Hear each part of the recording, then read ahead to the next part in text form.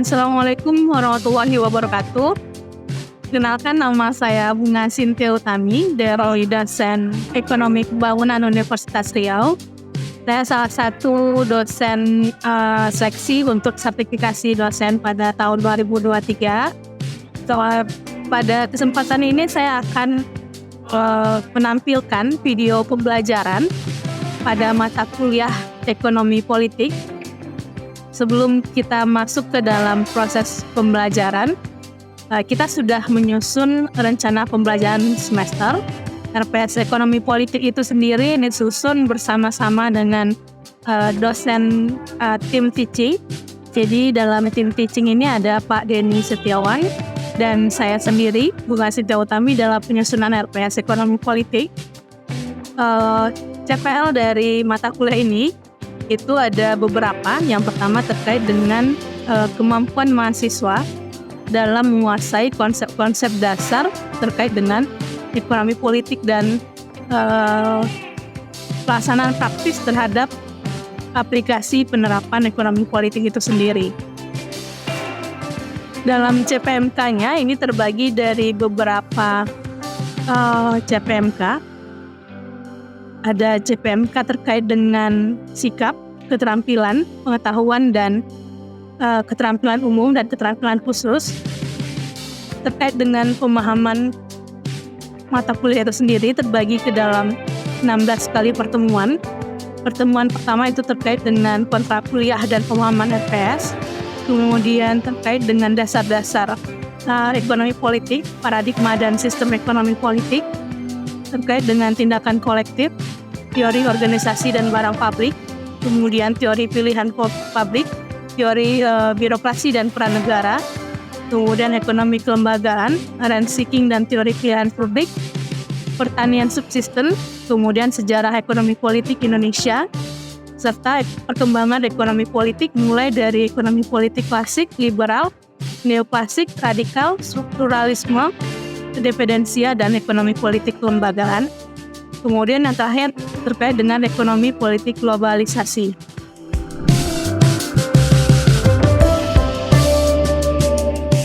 Assalamualaikum warahmatullahi wabarakatuh.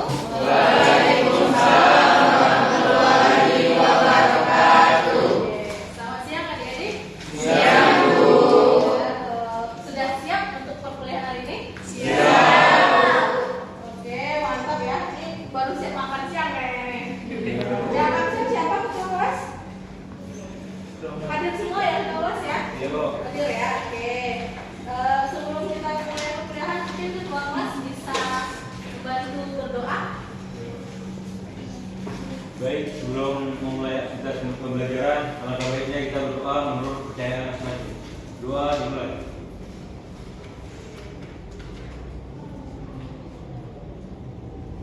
Doa selesai.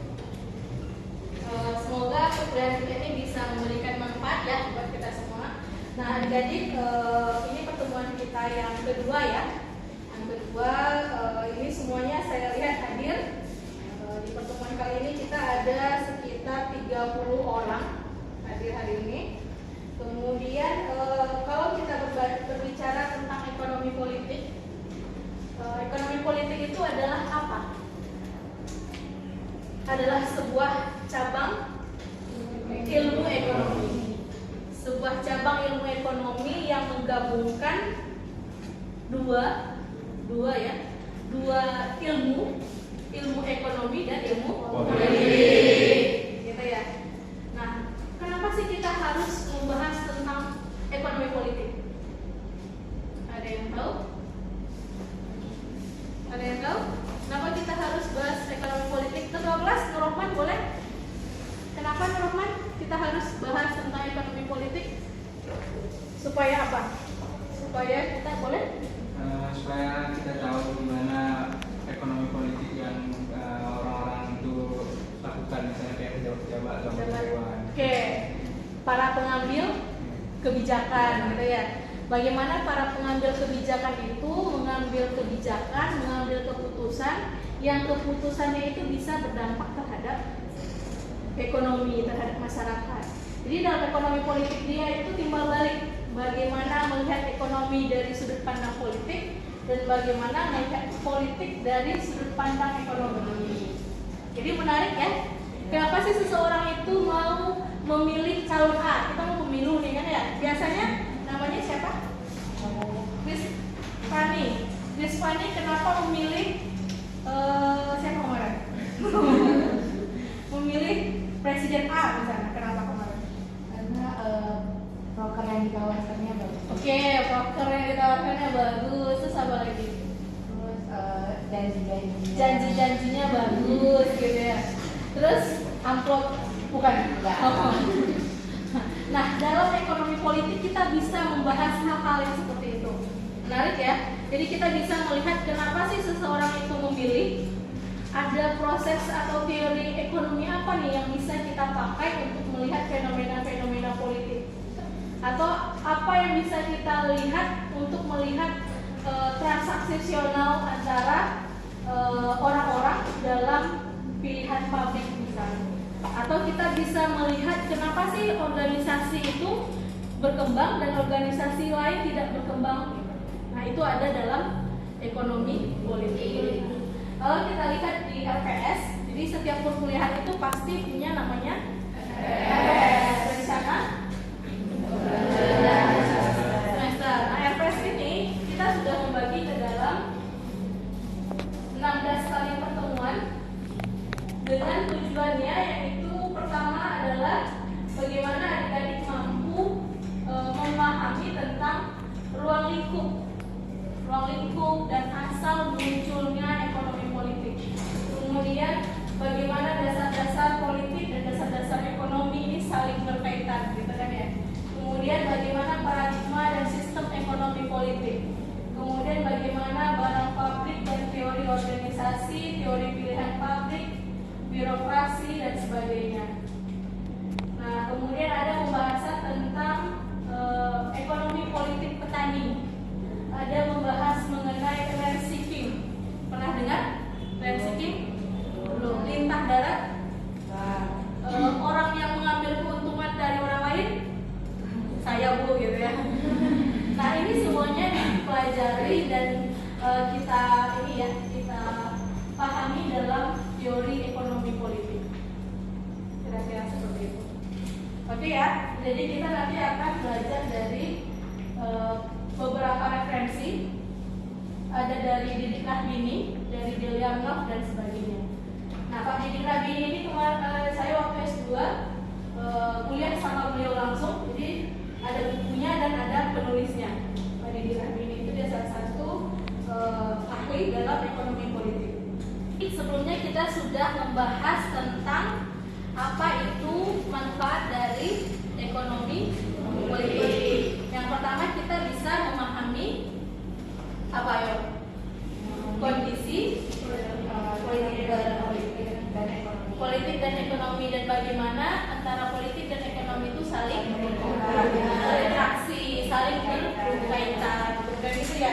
Kemudian bagaimana kita bisa melihat perubahan atau transformasi kepemimpinan atau leadership atau perubahan arah politik itu dapat mempengaruhi kebijakan ekonomi, gitu kan ya.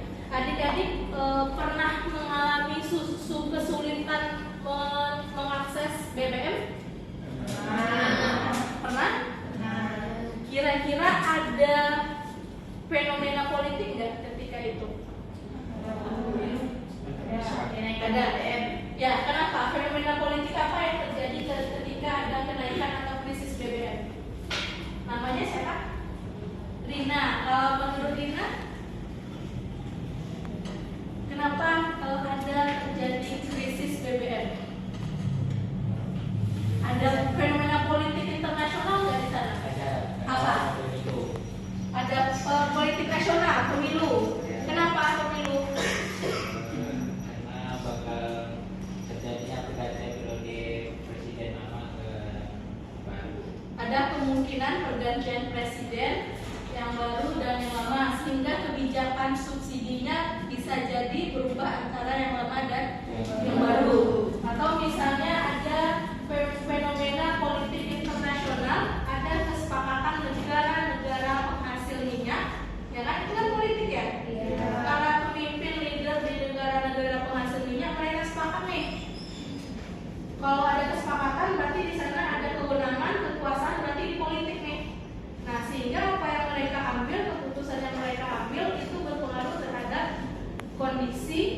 harga dan ketersediaan BBM sehingga terjadilah krisis. Atau adik-adik pernah mendengar reformasi? Apa itu reformasi? Reform. Apa itu reform? Mengubah atau mengulang, merekonstruksi kembali gitu ya. Merekonstruksi kembali, mengubah kembali, mereform gitu ya. Ketika terjadi reformasi birokrasi, ada fenomena ekonomi politik nggak di sana? Ada apa? Kebijakannya berubah dari yang desentralisasi, dari yang sentralisasi jadi desentralisasi. Berarti ada perubahan juga di sana. Hal-hal yang seperti itu kita bisa pahami dengan kita mempelajari ekonomi politik. Kemudian kalau kita lihat dalam perkembangannya, teori-teori ekonomi politik ini dia berkembang, dia berubah. Dia berkembang dan berubah itu bukan berarti teori lama itu sudah tidak bisa dipakai, belum berarti teori lama itu sudah tidak cocok, tapi ada perubahan fenomena nih, atau ada perubahan temuan, atau ada perubahan hasil penelitian yang melengkapi dari teori-teori sebelumnya. Kalau dari teori sebelumnya, kalau dalam ekonomi politik klasik itu kan dia membahas mengenai bagaimana ekonomi itu berjalan sesuai dengan apa? Perilaku ekonomi, keuntungan ekonomi gitu ya. Nah, kalau dalam teori ekonomi politik baru dia melihat bahwa kenapa ya negara-negara dengan sumber daya produksi yang sama, sumber daya kekayaan yang sama itu bisa menjadi negara yang berbeda, status negara yang berbeda, satu sejahtera, satu tidak sejahtera. Padahal SDM-nya sama-sama punya jumlah manusia yang banyak, sama-sama punya sumber daya alam. Tapi kenapa di satu daerah itu bisa maju, di daerah lain tidak bisa? Kenapa satu negara bisa maju, negara lain tidak bisa? Karena di sana ada ekonomi politik, ada ekonomi kelembagaan yang lebih modern dibandingkan penggunaan ekonomi politik dengan konsep yang lama. Nah, kalau kita lihat di sini,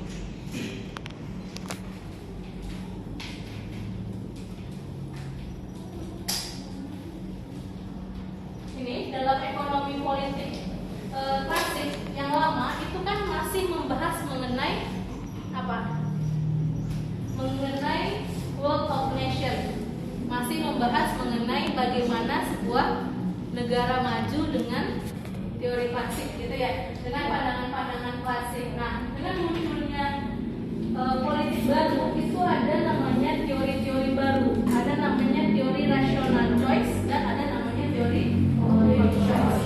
Kalau rational choice itu, kalau dalam teori klasik, kenapa sih seseorang itu bertindak rasional? Seseorang bertindak rasional supaya dia dapat keuntungan yang maksimal. Kan ya? Rational choice seseorang yang satu dengan rational choice seseorang yang lain seharusnya sama gitu ya. Nah, kalau dalam teori politik baru, rational choice ini, teori pilihan rasional ini nanti akan sangat berkaitan dengan teori pilihan publik, teori pilihan publiknya. Oke, ini kita lanjutkan ya, udah diskusi kelompok kan ya.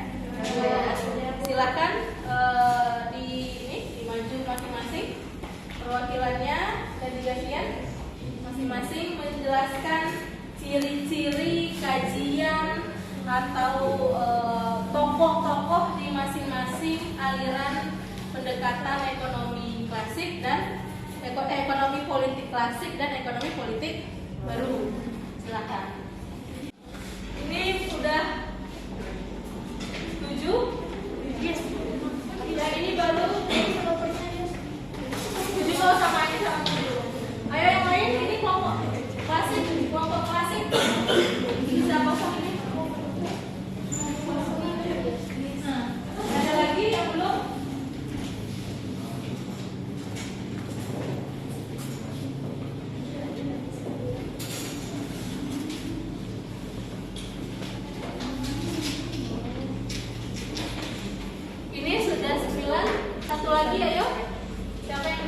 10?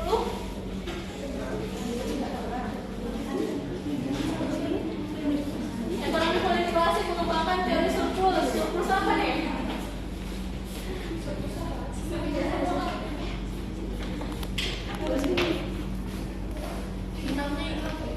Ya, ini ada lompat yang tambah cepat sampai 10 nih.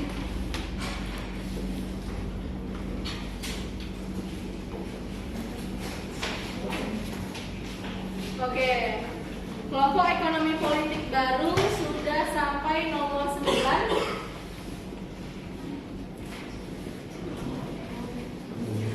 Ayo teman-teman yang lain cari bantuannya, cari bantuan, cari jawaban yang lain, dibantu apa yang belum masuk. Ini ekonomi politik baru adalah pendekatan interdisiplin. Apalagi selain yang ini, keterlibatan negaranya adalah lebih efektif, peran strategis. Selain yang ini, teman-teman kelompoknya silahkan cari. Bantu apa lagi kira-kira? Teman-teman ekonomi klasik kalau masih ada silahkan. Satu lagi ini belum, baru sama-sama 9.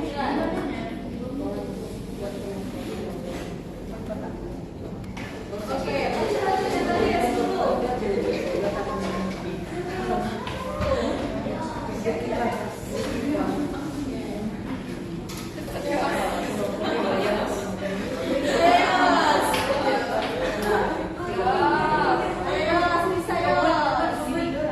Tulisannya sampai enggak ini ya. Udah enggak lurus lagi. Oke.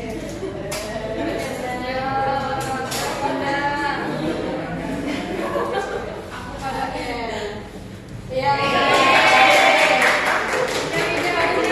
Tapi belum tentu ya, belum tentu 10-10-nya benar ya. Semua ya, ciri-ciri dari ekonomi politik baru. Ciri-ciri dari ekonomi politik klasik adalah ekonomi politik klasik itu dia membahas bagaimana pendekatan pasar, mekanisme pasar itu bergerak dan berkaitan dengan apa? Non pasar, gitu ya, dengan lembaga non pasarnya, non market institutionnya, gitu ya. Ciri-ciri ekonomi politik klasik, kalau kata kelompok 1 fokus pada kebebasan ekonomi, politik klasik menetapkan kebebasan ekonomi sebagai prinsip utama. Ya, dalam ekonomi politik klasik itu semuanya diserahkan kepada pasar, gitu ya. Campur tangan pemerintahnya minim. Dalam ekonomi politik klasik, dalam ekonomi klasik kan memang campur tangannya minim kan ya. Berarti dalam pandangan ekonomi politik klasik, dia kebijakan-kebijakan pemerintahnya, pandangan-pandangan dan kepentingannya itu masih minim, gitu ya.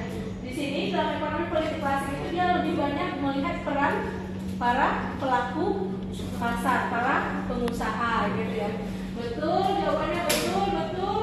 Kemudian ekonomi politik klasik memandang nilai kerja sebagai dasar nilai Oke, ini semuanya benar ya?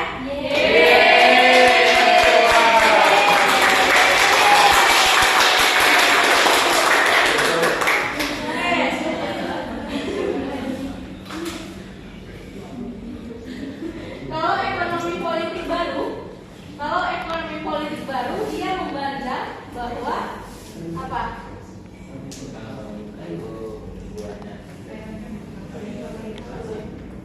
Lebih banyak peran dari pemerintah, dari peran kelembagaannya, gitu kan ya. Makanya muncul dari ekonomi kelembagaan, gitu kan ya. Nah, kata saya pendekatannya interdisiplin itu mempunyai peran strategis. Nah, ini peran strategis sektor swasta ini ngapain? Investasi ya, bagaimana investasi dalam ekonomi politik baru, gitu ya. Menggunakan berbagai pendekatan. Di sini ada pembahasan tentang tentang kelangkaan. Jadi dalam ekonomi politik baru dia banyak membahas tentang bagaimana kelangkaan, ketimpangan, gitu ya, public choice, gitu kan, pilihan publik, gitu kan ya. Membahas lebih tentang perekonomian sosial, manajemen pusat ekonomi negara. Oke, kritiknya terhadap neolib, fokus pada dinamika global. Oke, benar juga semuanya. Sama-sama juara 1. Oke. Nah, ya, jadi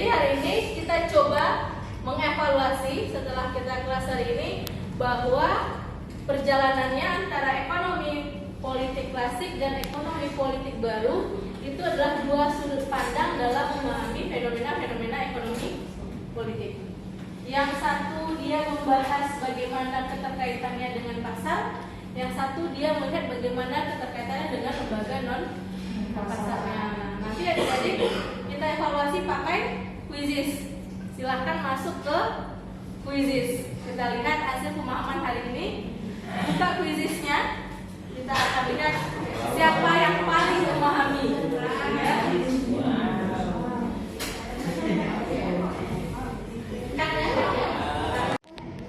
Jadi mau nanya, ekonomi politik klasik sama ekonomi klasik itu beda atau sama? Beda antara ekonomi politik klasik dengan ekonomi klasik. Beda atau sama? Beda ya. Jadi antara ekonomi politik klasik dan ekonomi klasik itu berbeda. Kenapa dia dikatakan klasik? Karena dia lama. Karena teori itu muncul di awal-awal munculnya teori ekonomi, gitu ya. Nah, kalau ekonomi klasik itu muncul pada masanya Adam Smith dan teman-temannya, gitu ya. Nah, ekonomi politik klasik berarti apa sih pandangan dari Adam Smith dan teman-temannya ini terhadap ekonomi politik? Seperti itu. Misalnya dalam ekonomi klasik itu dia bilang bahwa Adam Smith bilang law of nation, bahwa negara itu adalah negara yang sejahtera itu harus bla bla bla bla. Dalam negara yang sejahtera itu pandangan ekonomi politiknya seperti apa? Nah, itu yang menjadi tugas adik-adik untuk membentuk kelompok untuk membahas yang satu ekonomi politik klasik dan satu lagi ekonomi politik baru. Jadi di dalam ekonomi klasik itu dia ada pembahasan sudut pandang para ahli membahas tentang ekonomi politik di masa Adam Smith dan teman-temannya. Oke ya, paham ya? Oke, silakan 2 menitnya dikerjakan, dicari, kemudian yang sudah boleh dijawab ke depan. Ini sudah keluar ya. Juara satunya adalah yang paling tinggi nilainya Cahya.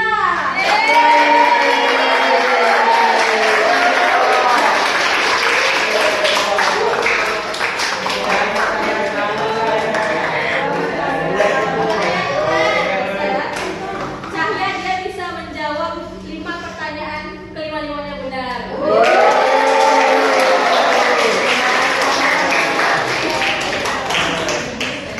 Untuk hari ini kita rasa sudah cukup ya. Nanti ada silakan baca minimal 3 jurnal, tentang teori pilihan pabrik. Kita bahas di pertemuan selanjutnya. Oke. Terima kasih kepada adik-adik semuanya. Pertemuan hari ini kita cukupi. Semoga memberikan manfaat buat kita semua. Ketua kelas silahkan baca doa ini menutup kelas. Baik, untuk menutup kita pembelajaran kita, alangkah baiknya kita membaca doa sesuai kepercayaan